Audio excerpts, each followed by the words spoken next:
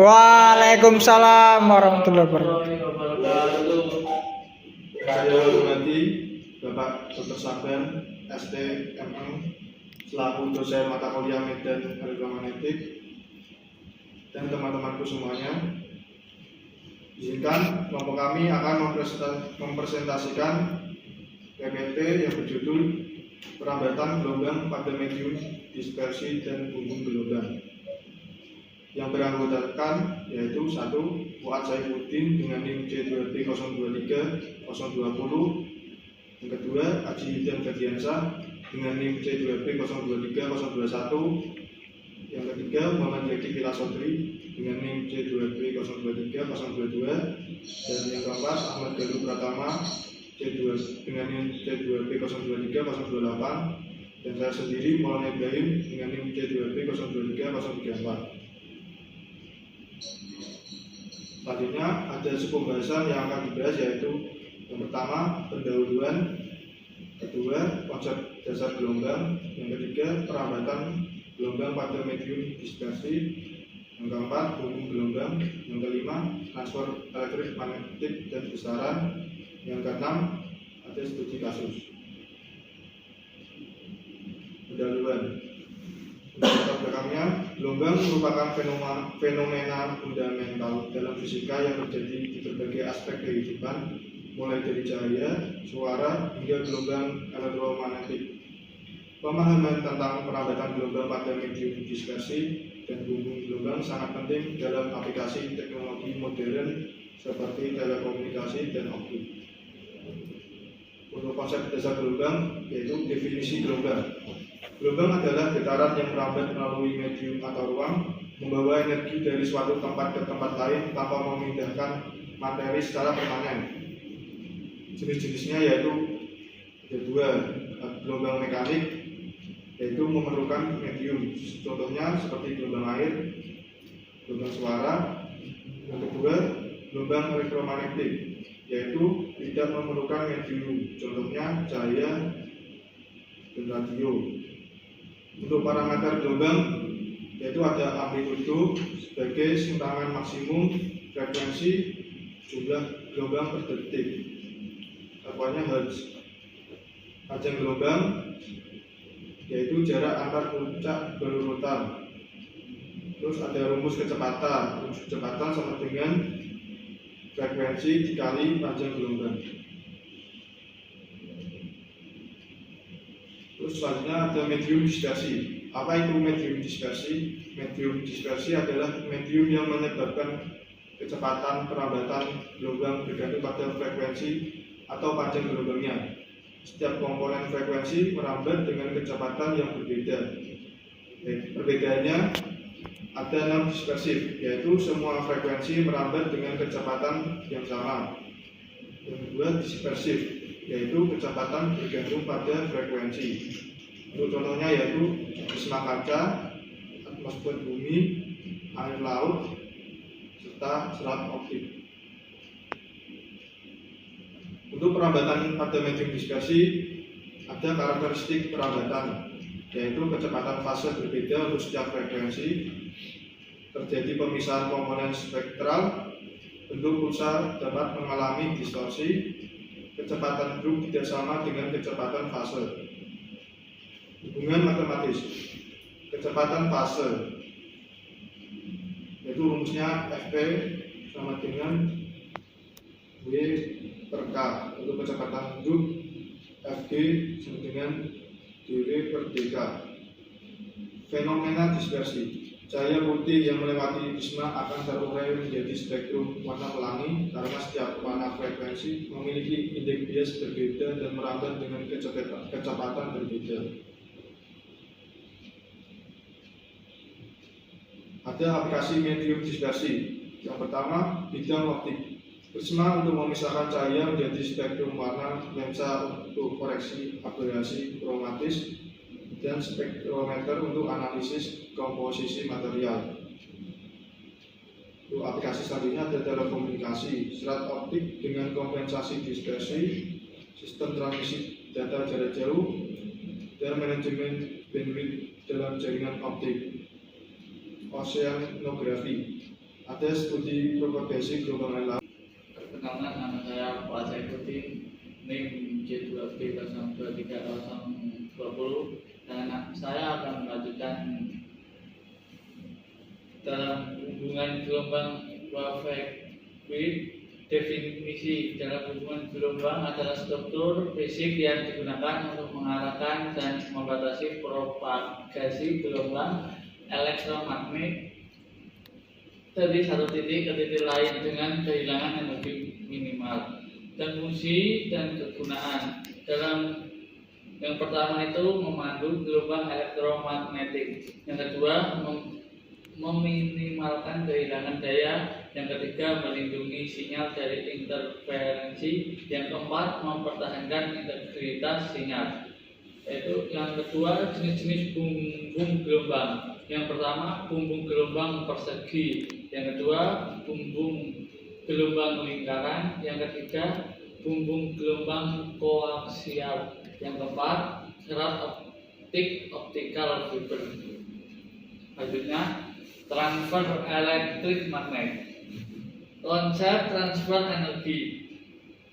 Gelombang elektromagnetik terdiri dari medan listrik E dan medan magnet H yang berosilasi tegak lurus satu sama lain dan tegak lurus terhadap arah propagasi. Prinsip propagasi yang pertama itu energi ditransfer melalui medan E dan H. Yang kedua, medan E dan H saling menginduksi. Yang ketiga, propagasi mengikuti persamaan Maxwell. Dalam mode propagasi, TE transverse elektrik, E tegak lurus arah propagasi, H memiliki komponen longitudinal. Yang kedua, TM, H tegak lurus arah propagasi, E memiliki komponen longitudinal. Yang ketiga, TIM yang singkatan dari transverse elektromagnetik, E dan H keduanya tegak lurus arah propagasi. Selanjutnya, besaran bumbung gelombang. Parameter penting yang pertama frekuensi Kutoff. Frekuensi minimum agar gelombang dapat merambat dalam bumbung gelombang di bawah Fc, gelombang akan mengalami atenuasi eksponensial. Yang kedua, impedansi karakteristik. Rasio antara medan listrik dan medan magnet dalam bumbung gelombang menentukan matching impedansi untuk transfer daya maksimum. Ketiga, konstanta propagasi. Ini sama dengan dimana A adalah konstanta atenuasi dan B adalah konstanta fase. Menentukan bagaimana amplitudo dan fase gelombang berubah sepanjang propagasi.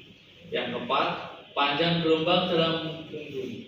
Panjang gelombang efektif di dalam bumbung gelombang berbeda dari panjang gelombang di ruang. Dengan link C2B023021. Sini saya akan lanjutkan mengenai aplikasi bumbung gelombang, di mana aplikasi dalam teknologi yang pertama adalah sistem telekomunikasi, yaitu antena radar, sistem dan sistem microwave.